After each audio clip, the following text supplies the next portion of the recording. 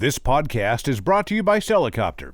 Tired of listings that go nowhere? Exhausted by tire kickers who waste your time? Don't sell your helicopter alone. Heli-Skiing handles the entire process from start to finish. So, if your helicopter is sat too long waiting for a buyer, contact the team at Heli-Skiing today for your complimentary market valuation. Call 1-855-Heli-Skiing, 1-855-735-5226, or email sales@helicopter.com. Heli-Skiing. List it, sell it, done. Hello and welcome to the Helicopter Podcast. My name is Halsey Scheider, and this is episode 5 with Trent Vick. Trent, what's happening, man? Can you see me and hear me okay? I can. How's it going? It's going good, man. I was just thinking to myself before we clicked record here that you are my first guest that I don't actually know all that well. I was kind of patting myself on the first few, to kind of give myself a little extra getting used to this whole podcast thing. And I knew those previous guests, but this is kind of our first time meeting. So I'm really excited to have you on the show. I know that we have some mutual contacts, and I'm really excited to hear about what you're doing. And I hope that we can talk about that picture that you just posted on Facebook the other night.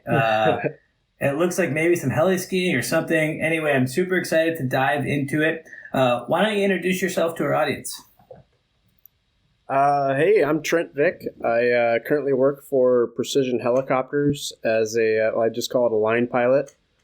Doing a mixed bag of things. We're doing primarily probably a lot of firefighting in the summer, and then I've done kind of some odd jobs for them. I'm doing drill support, and then Christmas trees, and just starting doing some heli-ski training. So very wet behind the ears with heli-ski. Still definitely not the expert on that, but looking forward to getting better at that, hopefully. Man, that has to be like a dream job if you can do that. Like, that would be incredible. Man, it's the everything you're hoping for when you're in flight school. It seems like I'm kind of getting the chance to do, so it's really awesome. That's awesome. I'm a really avid skier. So I feel like I would have a hard time because I'd be like, oh, this is really fun flying, but that line looks sweet. Like, can someone else fly and I'll go ski? But I think both would be awesome. So, hey, welcome to the show, Trent. We're excited to have you. I noticed prior to us kind of talking, and actually you brought it to my attention that I haven't done a great job at kind of introducing myself. So I'm also just real quick for the masses going to give my quick introduction. Again, episode 5. I am surprisingly enough, I am a helicopter pilot. So I do constitute to host this show. Like Trent and many of the guests that I've had on already, I started at Hillsboro Aviation. I think it's now Hillsboro Aero Academy. Did the whole flight instructor thing there. Moved to Texas, did some cool kind of R-44, hog hunting, survey work, things like that. Then ended up at the Canyon flying Maverick, and that was cool. I got essentially all my turbine time at that point. At that same time, about 3.5, 4 years ago, I started an aircraft brokerage called Aircraft Brokerage of Texas at that time, and was just selling helicopters kind of for fun on the side. The transition into an air medical position, kept doing that brokerage job, and the brokerage just kind of grew and grew and grew. So I've actually been full-time with my company. It's called Heli-Skiing now, and I still fly on the side. I fly for the news here in San Antonio as a backup pilot. So that's a B-3 Jet Ranger, that is. So for my guests out there, I haven't been great at my introduction. So Trent, thanks for reminding me prior to the podcast here. So that's me, but enough about me. So I want to talk a little bit about it. What's your background prior to flying, Trent?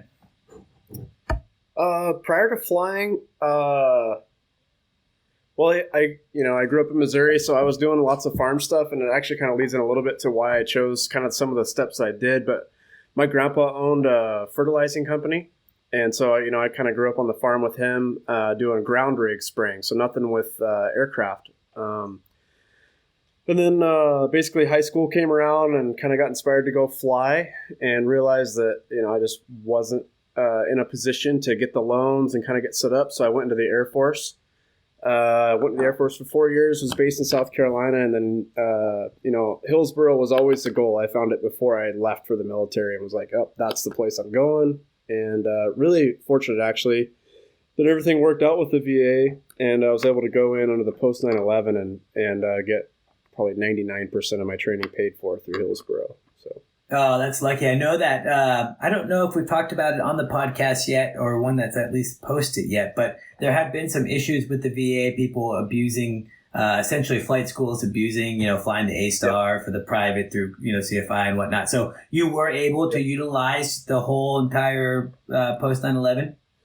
Yep. Yeah, I think, as long as you kind of stay within the confines of what they've scheduled on their their syllabuses in the 141 program, if you're not going over or taking your time, dilly-dallying, you should be able to get it. Now, it's constantly evolving. So it's kind of like if you were just listening to this podcast trying to figure out how to do it, you just going into the military expecting them to pay for it whenever you get out in 4 years, with Congress and everything, there's kind of no telling. But I know right now at Precision, our flight school side is still using that post 9/11 in conjunction with the college program. So you're getting a degree and your ratings at the same time. So, and that's always kind of been the stipulation when it comes to the VA.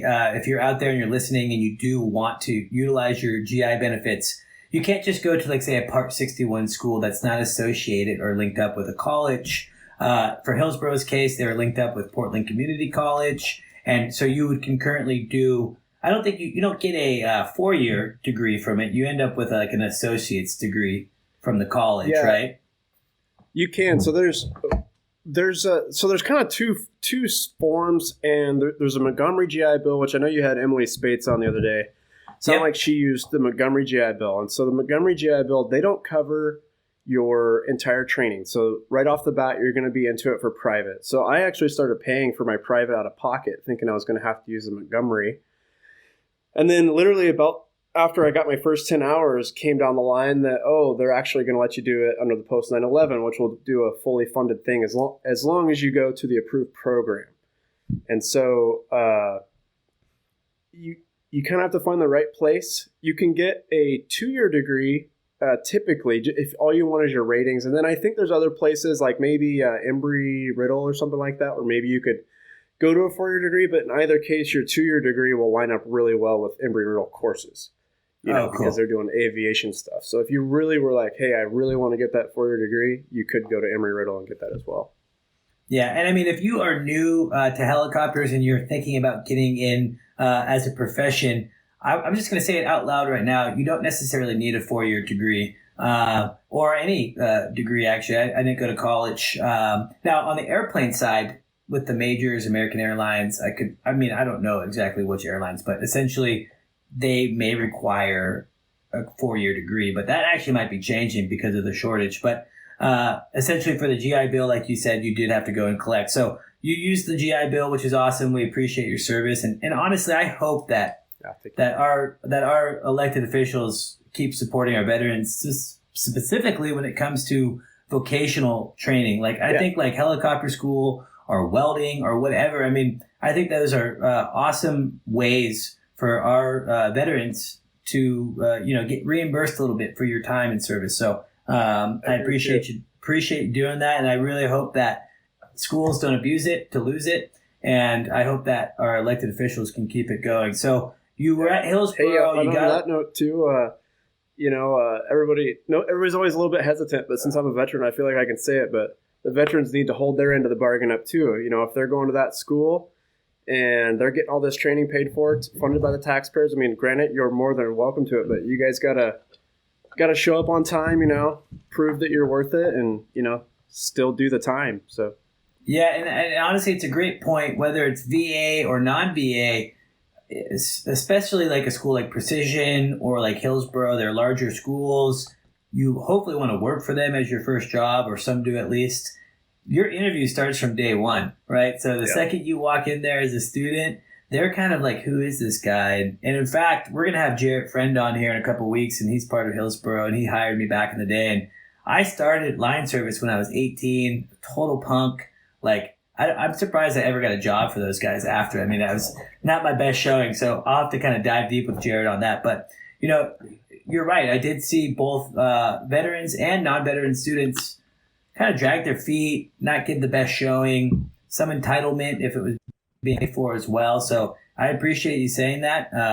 I think people think about helicopter school and like, oh, I'm just going to go fly helicopters, but it's a true commitment. All the ground, It really is, yeah.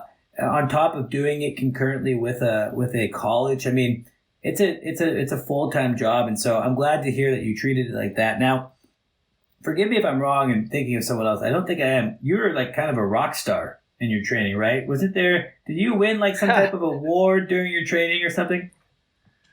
I wouldn't say I was a rock star. Actually, if I'm being completely honest, I struggled at flight school. And that was one of the things I was going to speak to. You know, everybody comes in, they're super nervous about their interviews and whatnot. Is you know, how good you are isn't as good as I think. You know, how much you just show up and you're just like willing to put in the time and effort. You know, because it didn't come naturally to me. You know, like the flying itself, I was pretty good at, but the ground I struggled with a lot. But I got the award was I got my commercial license, and this is it's kind of a funny story how everything came together, but I work for the people who basically got me on at HTS now. So David Rath, the CEO of Precision, and Ty Burlingham.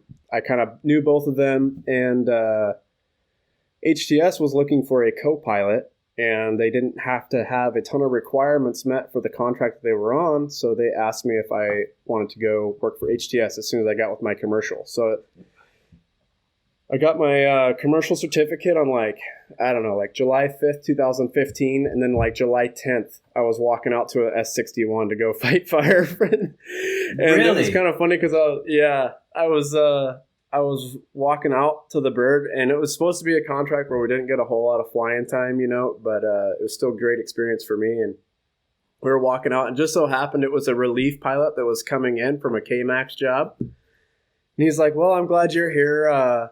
You can help me start the aircraft. You know, he was a very old, salty utility pilot. And I'm like, man, I don't even have a hard copy of my certificate yet. Like the ink hasn't dried yet. No, yeah. Oh my So goodness! Well, fun. that's actually really cool though, because I mean that's really atypical. I know a couple people that kind of went directly into some type of commercial SIC position, but that's kind of rare. You said that you had some existing relationships. How did you develop that as a student pilot? So my dad is a lineman. He works on power lines.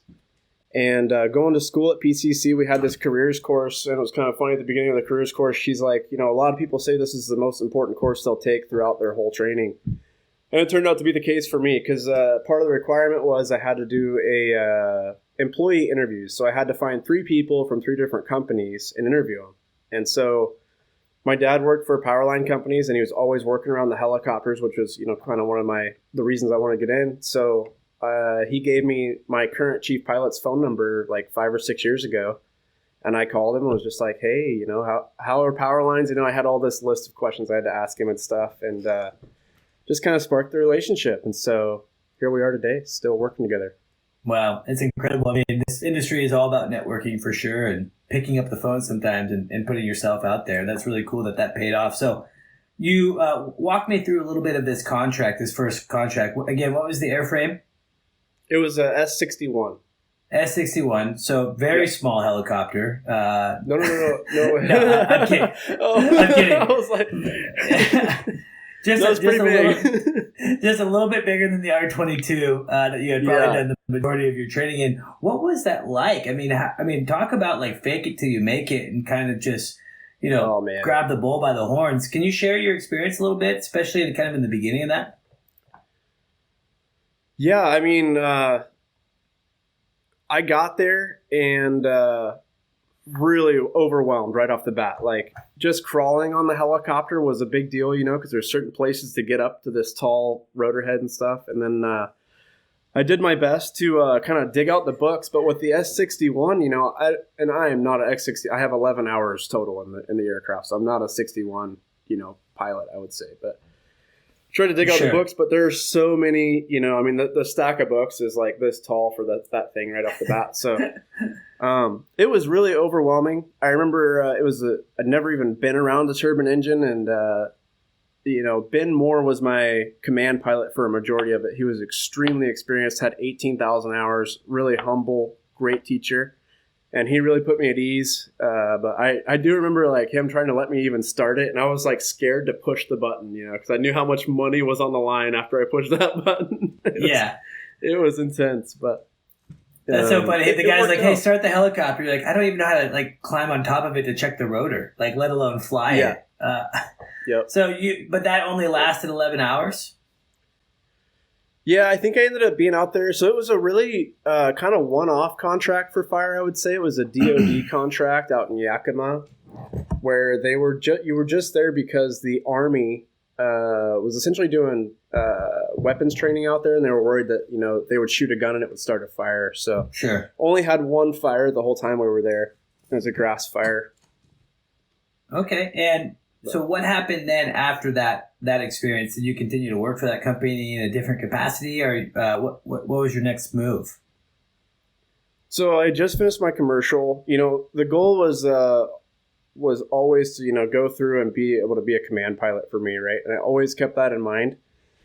It was a good relationship that I had just kind of established with HTS. Now I knew the chief pilot there. He knew he could call me if they had something come up. But basically it was, okay, I took that. It was probably 3 weeks, maybe 3 to 5 weeks, I would say. I don't know. It's been a while now. And I went back to Hillsboro and finished my CFI. That was something I really wanted to get because I knew, you need to get that 1,000 hours of PIC. That was kind of the goal. So I went back to Hillsboro, got my instructor certificate. And, at the time, when you were there as well, it was just extremely competitive for getting hired as a CFI. Sure. And they really wanted to kind of like take their time and make sure that they were hiring the right people.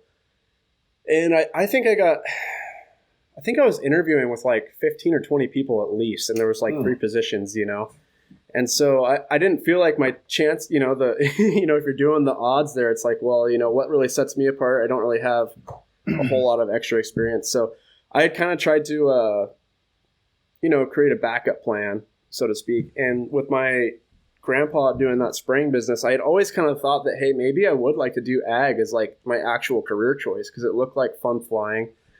And a lot of people were talking about how it's a second option.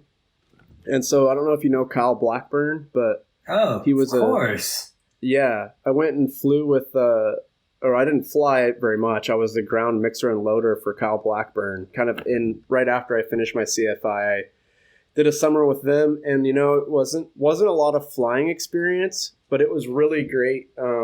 Just being around something that's totally different from flight school, different type of flying for sure, and then you're learning about the operations side of things and whatnot. But so we did that.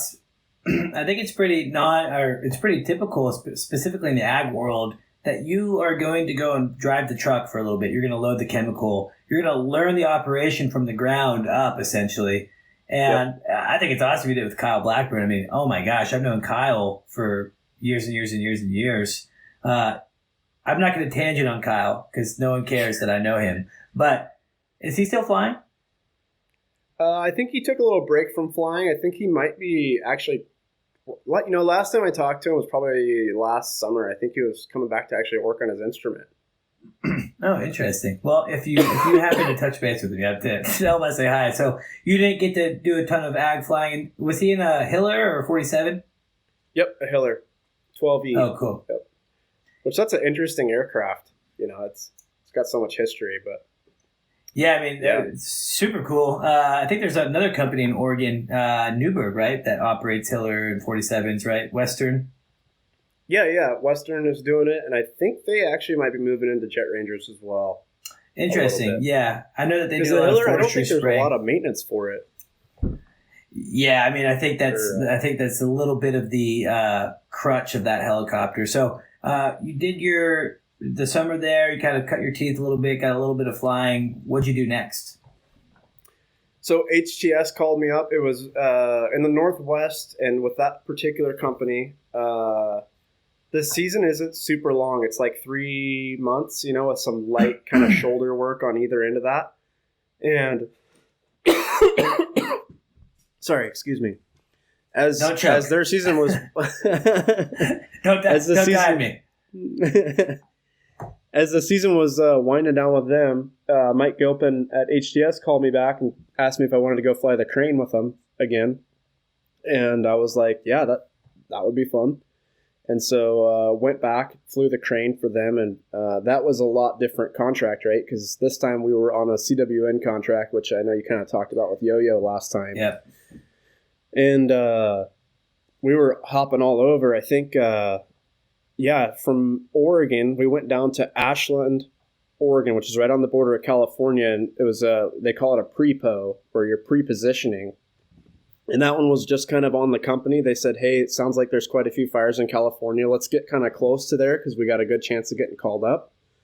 And we did. We got called up and we went to Montana. So yeah, fly south and then go the opposite way. Yeah, just kind of standard. But yeah, flew all over the place. And then that's where you were talking about that kind of award thing. We ended up flying on a fire in Thompson Falls, and it was kind of a cool experience for me as a pilot. But, the community was just, very kind of upset with the way the fire management had been handled, I think.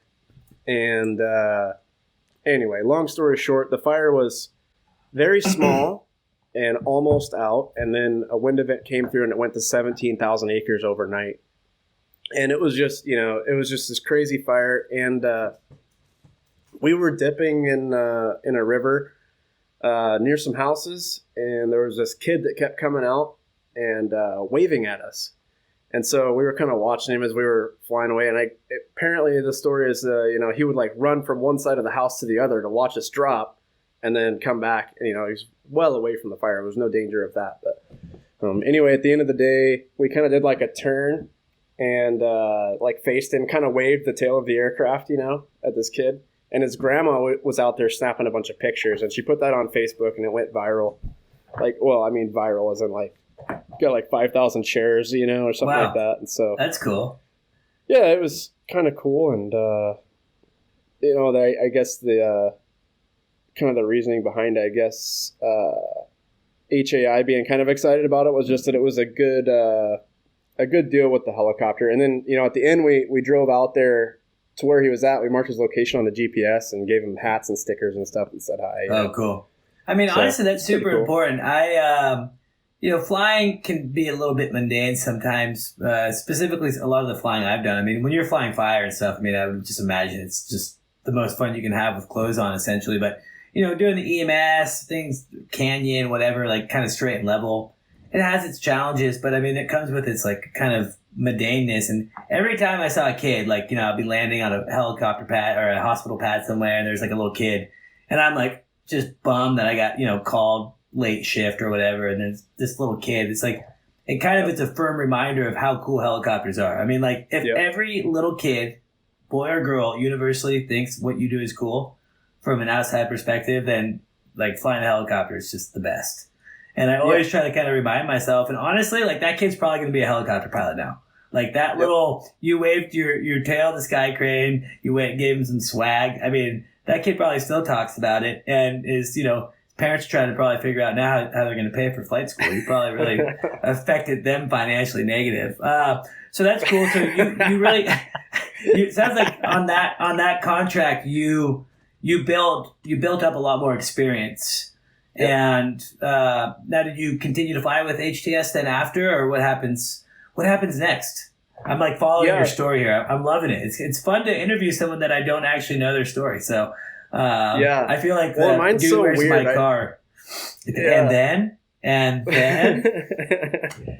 Yeah, well, I hopped around quite a bit at first, and there was a point where it was man, I think I might have jumped the gun a couple times. I'm moving too quick or whatever, but I tell people who I'm talking to, because I get a lot of my former students calling me, hey, where should I go next and stuff, and I told them, maybe if I had it to do over again, I would have done some things differently, but it kind of got me to where I'm at anyway, so I wouldn't be where I'm at today if I hadn't done some of those things. But yeah, so kind of from there, kind of go a little bit quicker.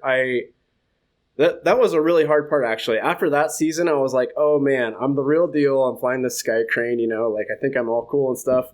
And it's like, well, wait a minute. If I just continue doing this, I've got like 300 hours now, and most of it's co-pilot time. I'm not going to be super employable. And so I was like, well, time to go fly the 22. And I went back. Chris Horton was my chief pilot. I was like, hey, I think it's time to start, instructing. And I went back to Hillsboro, and I'm so glad I did. It was such a good experience, to go back and actually instruct. I felt like, as you've talked about, and as you know, it was just, you really learn how to fly the aircraft and really learn your trade well. So, and after that, I went to, oh, go ahead.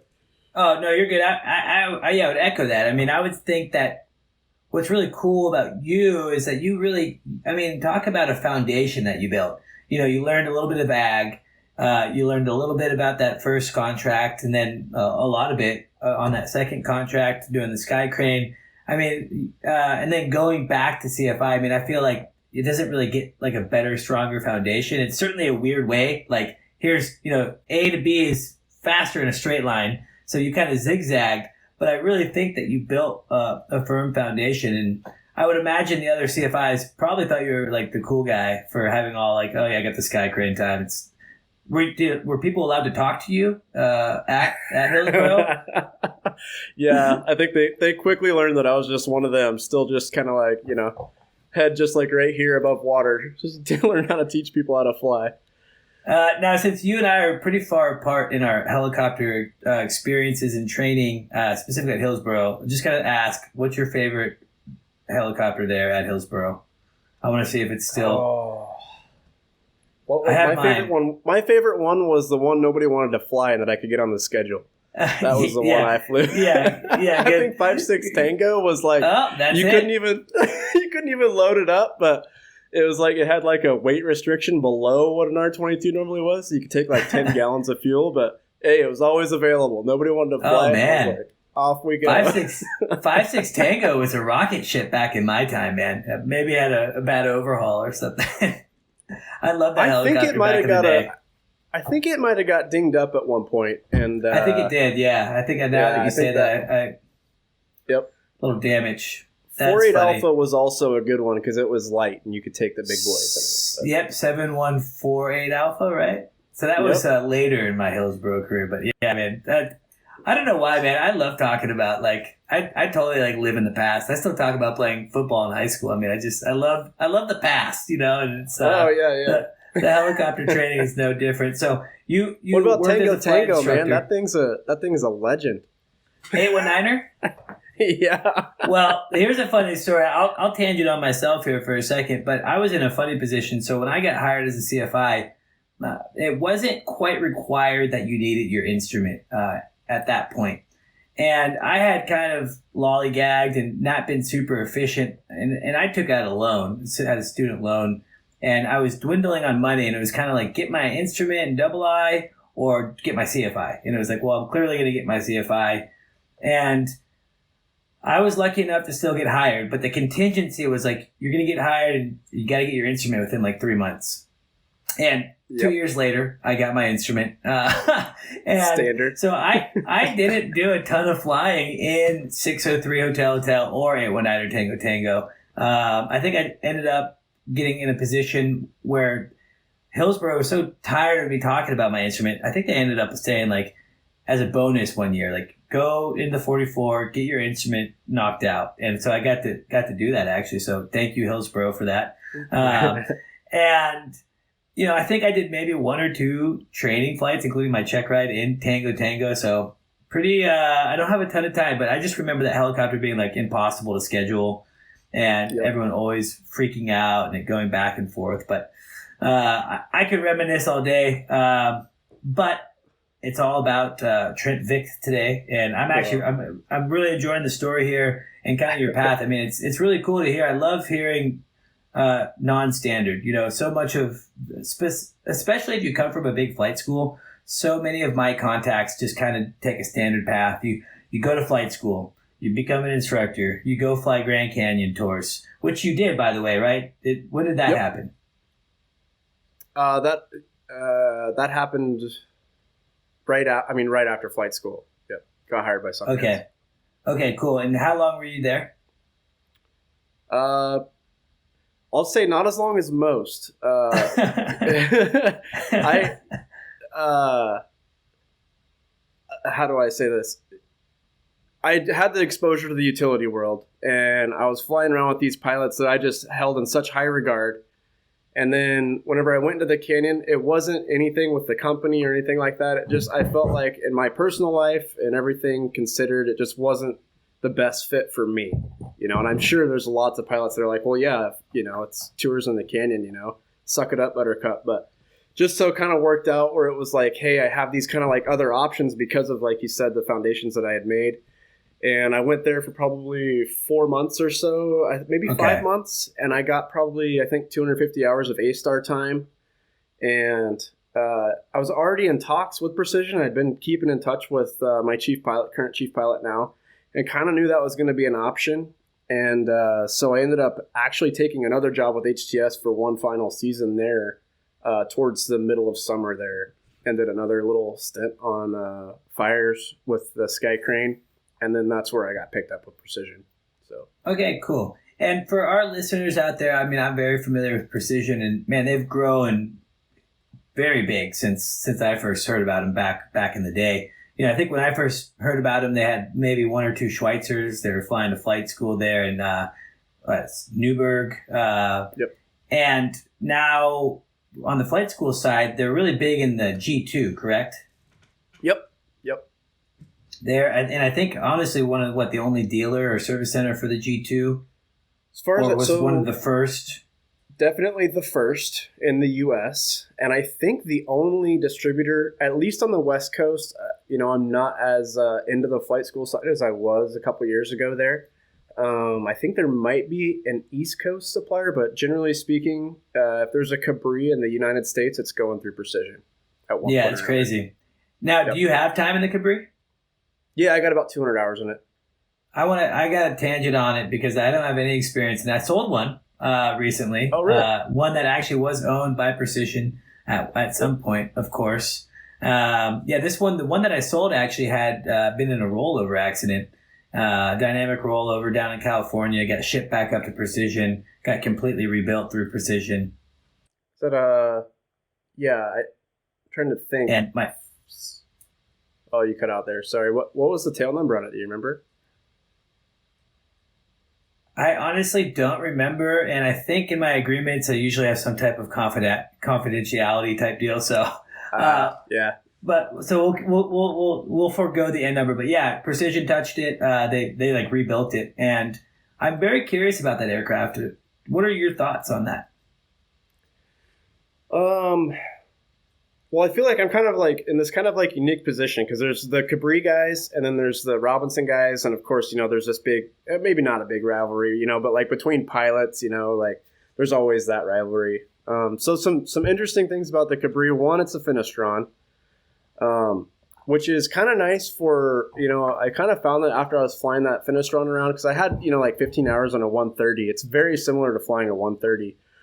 It does take a little bit of getting used to from the pilot's perspective, but it's nice because it kind of adds that, one, it's a lot quieter. So we're flying in a small little kind of area where we're not wanting to bug a bunch of people. It's really quiet when it flies.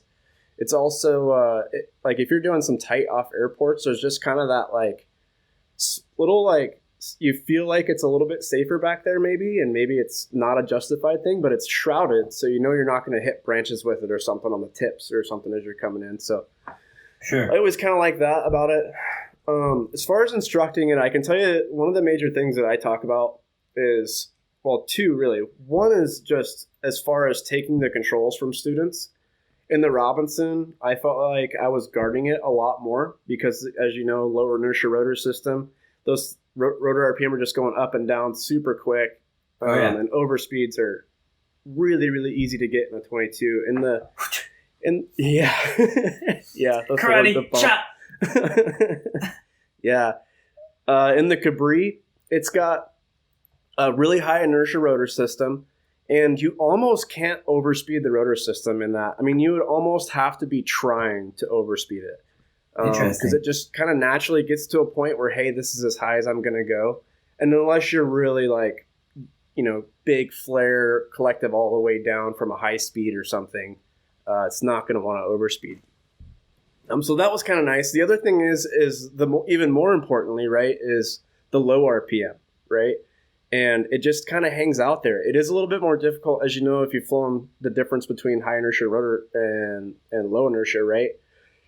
The higher inertia is harder to get back your rotor RPMs, but it's also harder to lose it. And so I just noticed, as from the instructor standpoint, I just had to do, it's such a reduced amount of workload in the Cabri as far as that inertia rotor system goes.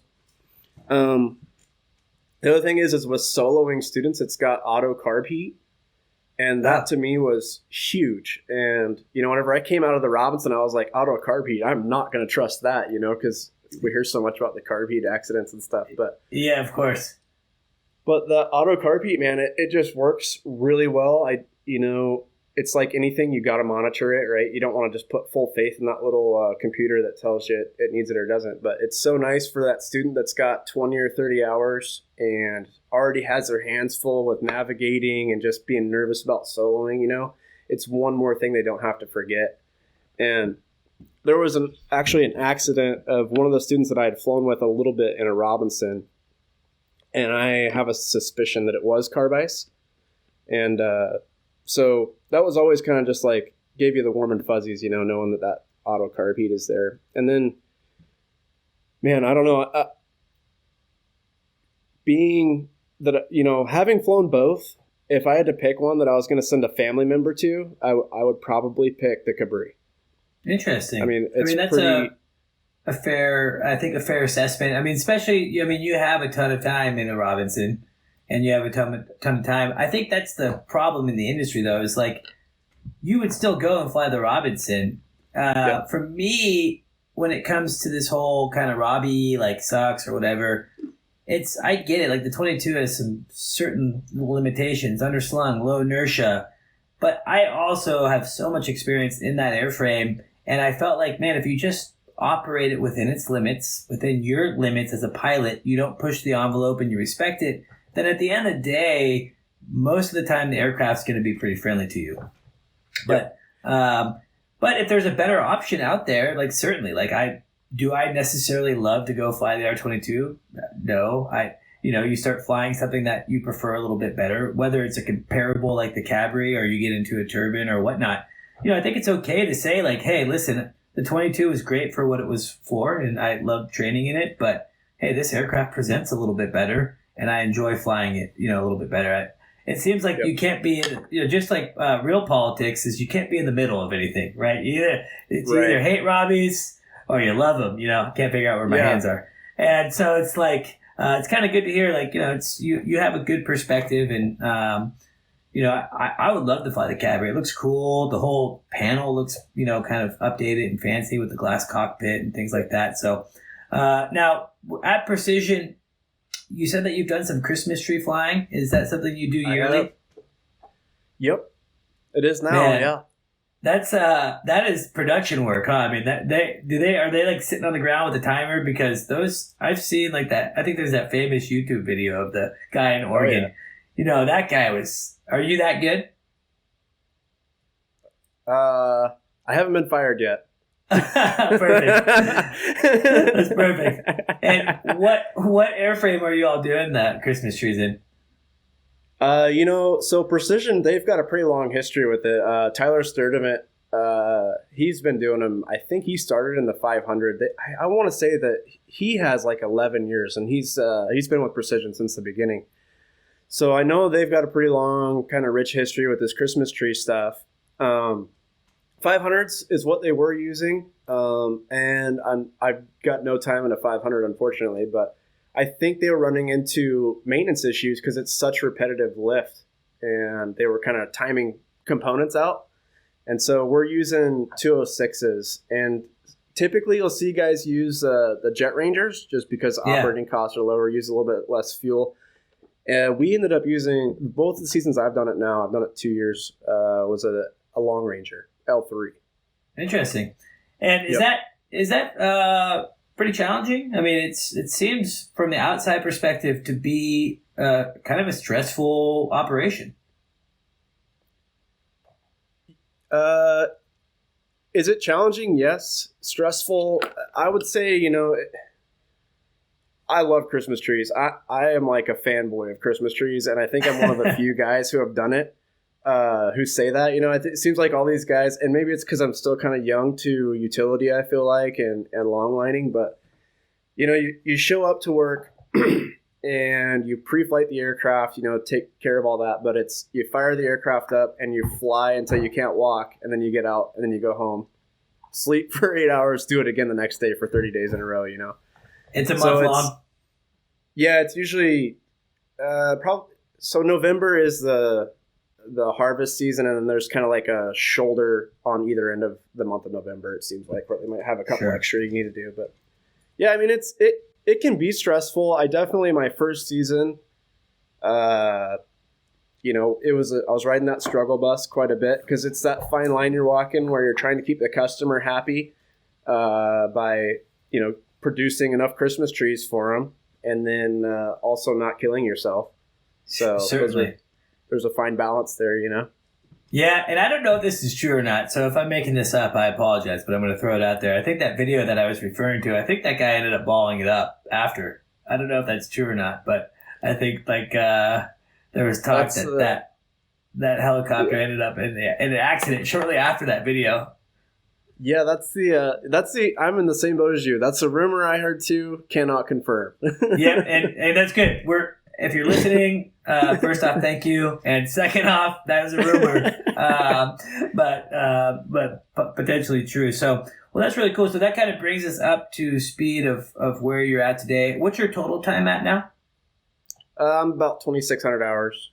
2,600 hours, and you started in 14, correct? Yep. And what is kind of now your trajectory? I mean, you're still with Precision. What's on tap next? What are you flying next? So it's kind of funny actually. One of the guys I was flying with was asking me that question like last year, and I was flying with him down to I don't remember where we were flying, but we were on some kind of a cross country, and I was like, I think I'm kind of doing it. Like, I'm just hanging out at Precision. The newest thing on my plate with Precision is sounds like this heli-ski stuff.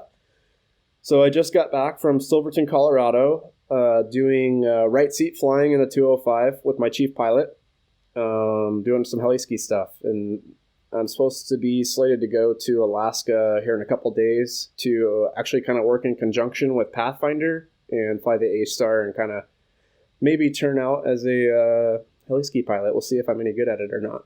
Really? That would be amazing. So you just had your first experience this past week then?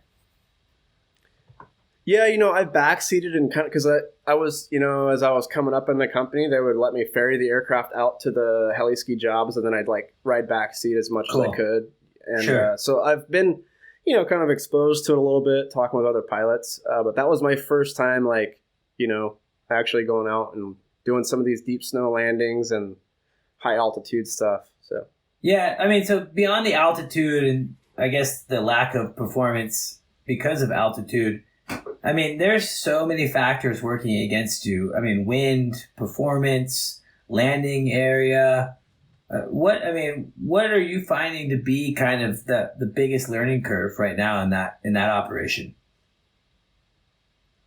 Well, this time it was different as well. So it's a different mission profile that I've ever done, and then also being in that 205, the biggest thing with heli-ski is it's, these operators are working on kind of tight margins. And so efficiency is kind of key. So you want to get up and down as fast as you can without burning a bunch of flight time on empty legs, So that was just, kind of learning the pace that you're flying at was kind of part of it. Definitely the snow landings are they can be interesting. You're coming in and it's whiteout conditions, and we were flying and we were sitting up there on top of this mountain at like just under 12,000, I think, and everybody was unloading, and the winds were so strong that it felt like as the passengers got out, the 205, that's 8 people, the helicopter wanted to start flying because it was already an ETL. The collectives kind of bottomed out, and the helicopters wanting to start moving already. God. It's so windy. Oh, God. Don't do that. Stop that right now. Yeah. I'm sure all the seasoned heli-ski pilots were like, oh, yeah, that's just... Yeah, that's old hat this is or how something. it is.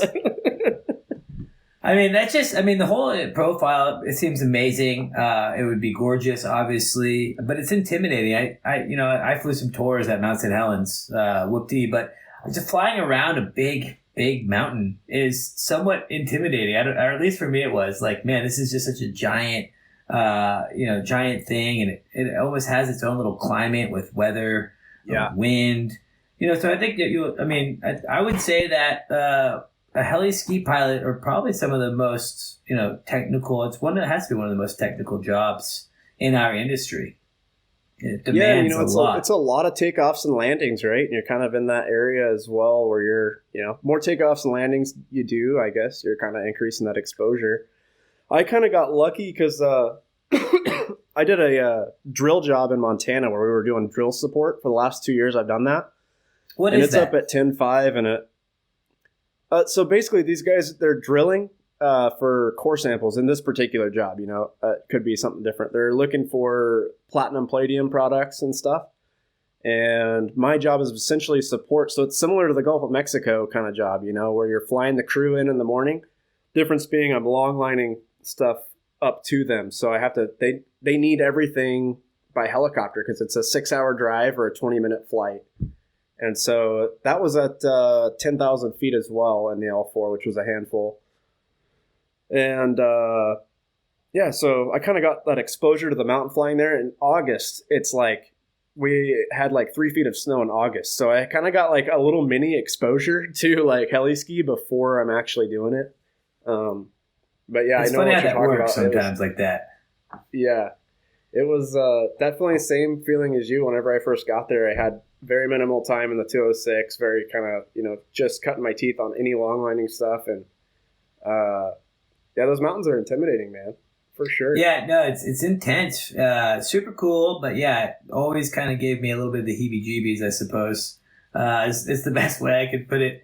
Now, that's probably a stark difference too. Like if you can fly an L4 at 10.5 or an L3, then the Hueys has to be a little bit easier on the power side of things, right? Well, I guess you load it with 8 people. It's just one of those things. Like I tell my students, it's like every time you have a helicopter, typically you're gonna, max it gross. people. Yeah. Yep. The 206 and the 205 handled so similarly to me. It felt like just everything was just kind of bigger in the 205, bigger movements and leading and being ahead of the aircraft. There's that much more, but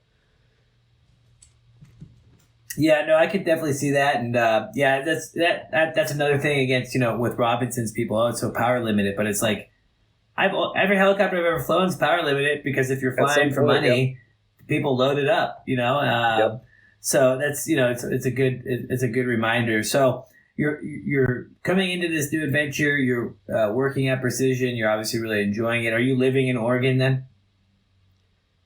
Yeah, well, I am currently. I'm living in Oregon, and we actually just bought a house in Montana, so I'm going to continue working with Precision. I actually had to hang up this picture because I wanted a cool background, But we've got everything in our house is blank. But I was like, well, I got to have something cool, Like Yo-Yo had a K-Max, so I was like, I know. Yeah, Yo-Yo had the ultimate interview. That was so fun. I haven't talked to Yo-Yo for like 12 years. And that dude, I mean, God, talk about hitting the gas pedal. He went from, him and I having no hours. Now he's at like 10,000 hours. Something crazy. Like, yeah, that dude is just he's a machine. So, but it sounds like you're on your way.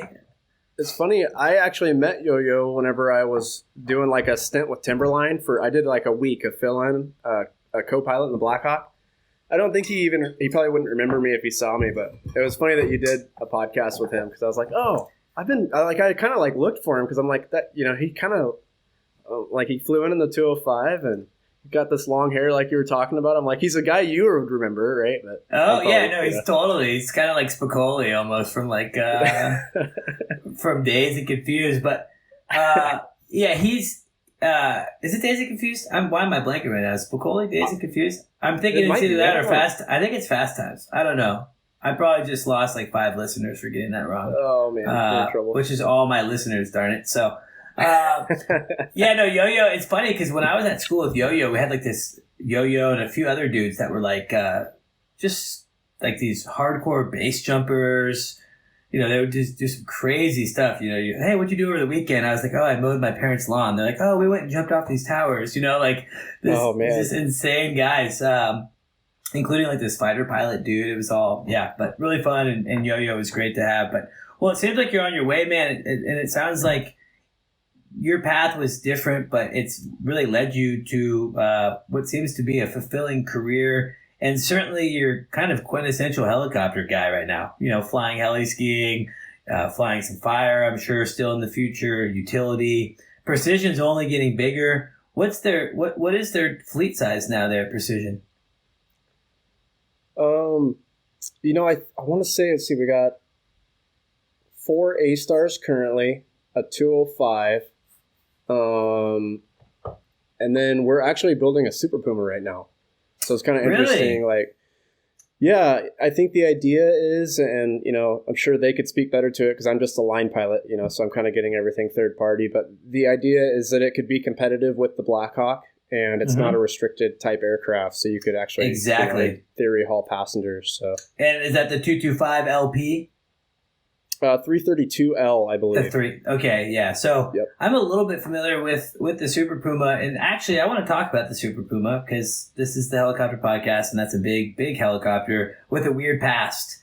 And I've actually been able to kind of educate myself a little bit on the 225 lately, and it's an incredible machine. Now, for our listeners out there who are unfamiliar, they had some issues. I want to say 2 incidents, one in Norway, and I don't know where the other one was, but essentially a catastrophic failure within the planetary gear of the gearbox, causing mass, a separation, the rotor separating from the helicopter.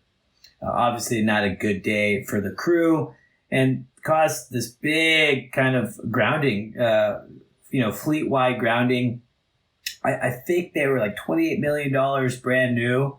And once they got ungrounded, it's, I don't know exactly what the prices are now, but not 28 million. But Airbus has done a great job at figuring out the root issue in that planetary gear, addressing it.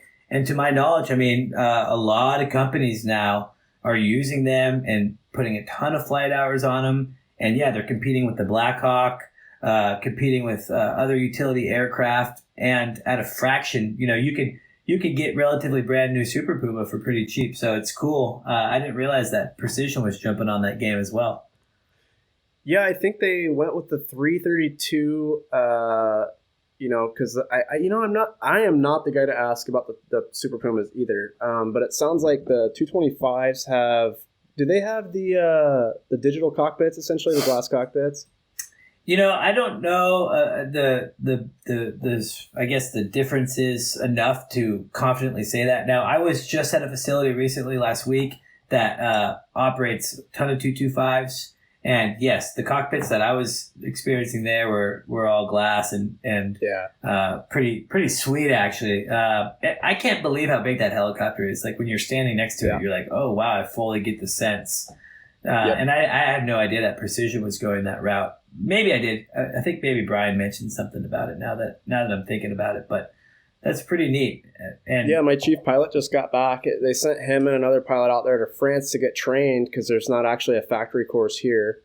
So it's been kind of interesting hearing it like third party, them trying to get contracts for it and whatnot. And, like Yo-Yo was talking about too, like there's also, all the support that comes with that, you got to get support trucks, support people, and people trained up. So it's going to be pretty interesting to see how that program kind of morphs into something bigger. And I kind of see Precision going, I've heard the CEO kind of talk about it, David Rath, maybe getting 1 or 2 of those, possibly a couple of mediums, and then a couple lights. It doesn't sound like he wants to be this huge place, but kind of similar to he was, I think, the president of the helicopter side of Evergreen whenever it was going. So we got like kind of some ties to Evergreen. Of course. And I kind of see it being similar to that. That's all in that area. I think David and I know each other. I think him and I met back in the day. I think I was living in Oregon still. I don't really quite remember it. I wasn't qualified, and they were at the time in the need for a 135 chief pilot. Yeah. And I went and talked to him, and I just like super nice guy. I knew we had mutual contacts. I knew some of the mechanics and whatnot that had worked there, but I just didn't have the experience required to be a chief. And I've always kind of wondered like what would have happened, because if I would have had the experience and would have had the opportunity to work there, I think that I would have loved it. And it being in Oregon would have been like, at that point for me, ideal, since I was from Oregon and loved living in Oregon. So I always it's funny how things work, because now I can't think of it happening how it's happened for me, and being in Texas. And I don't want to leave Texas now. I love Texas, and I love being down here. Well, you were ahead of and your doing all times, that. man. It sounds like everybody's moving to Texas now. You know what? That's kind of scary, actually. I hope that I hope that's not necessarily the case. But Texas is cool. It's a state where it's starting a business has been relatively simple. There's not a ton of regulatory body that's puts up a bunch of red tape. Taxes are a little bit easier down here. The people are great. The Southern hospitality is real. I'm down here in South Texas. I think maybe those North Texans a little bougier than us down here in South Texas, but I think everyone's on the same level. But I will say out there, I'm still true Portland Trailblazers fan. I hate the Spurs. Do not like the Cowboys. I'm a Packers fan. I don't know why. I've never been to Wisconsin, but I love the Packers. Oh man, that was a tough loss. I know. That's all right. I'm a Chiefs fan, so it was even worse. Ooh, yeah. I saw that coming. I knew. I just when Tampa Bay won and it was settled, it was going to be Tampa and KC. I just knew it. I knew that Tampa was going to win. I think with Andy Reid and his son being the coach, and then having that accident a couple days before, I think that really threw off a lot of their mojo. Yeah, I've been beat by Tom Brady so many times as a Chiefs fan. I was like, there's no way. I was just like... He's the GOAT, man. Now, Missouri, it's funny. My helicopter career has taken me to Missouri several times, a place where I never thought I would be. Because, I work for Air Evac Life Team, and they're based out of Missouri, in O'Fallon. And so I did all my recurrent training up there. And then doing the part-time Heli-Inc. thing, they're based at the downtown St. Louis airport.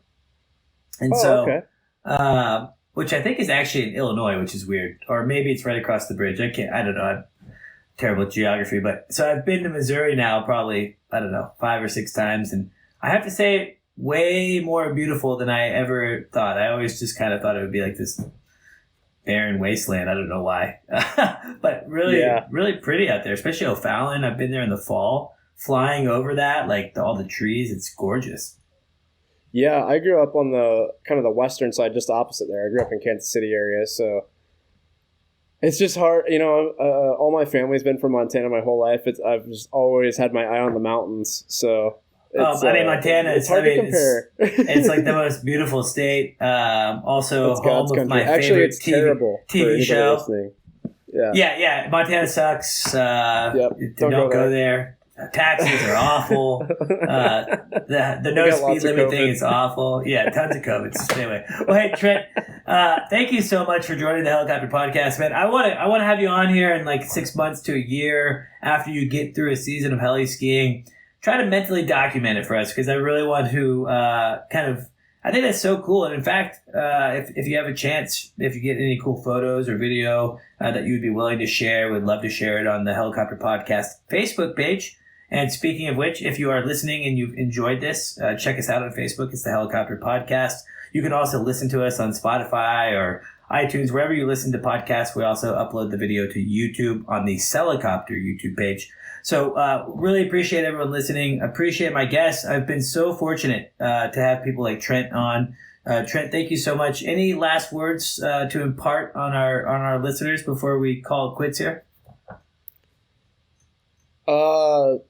No, I don't really think so. I mean, just hang in there. I know it's kind of tough for some of these guys right now, dealing with, the industry's kind of in, it seems like in certain portions of the industry might be a little bit of a downturn. So, hang in there, a little bit of keep flux. Flying, and it'll work out.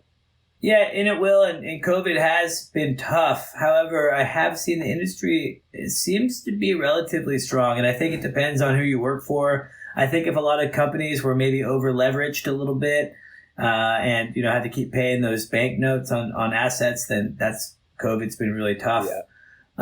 I hope that we're kind of on the up and up, and I know a lot of people, specifically in the Canyon, have lost jobs, and EMS market's flooded now. So air evac used to have 50 openings, and now they have none. It's all filled up. So I hope that things can get back to normal, and it's good to hear companies like Precision, man, they're trucking along, flying contracts, doing all that fun stuff. I mean, it's good for my business, obviously. When helicopter people succeed, I succeed. So I really hope that it continues. And yeah, if you're out there, you're listening, you're having a hard time, man, just reach out to your network. It's all about playing the connection game. If you ask for help now, there's no harm in that. And essentially, what I've always looked at in the helicopter world is it's only a matter of time to the person that you've asked help for is going to ask help from you or someone else. I mean, that's how I made it with helicopters, man. It was everyone was willing to kind of give me a chance or provide a helping hand. So if you're out there, you're struggling a little bit, specifically because of COVID, man, just keep fighting, and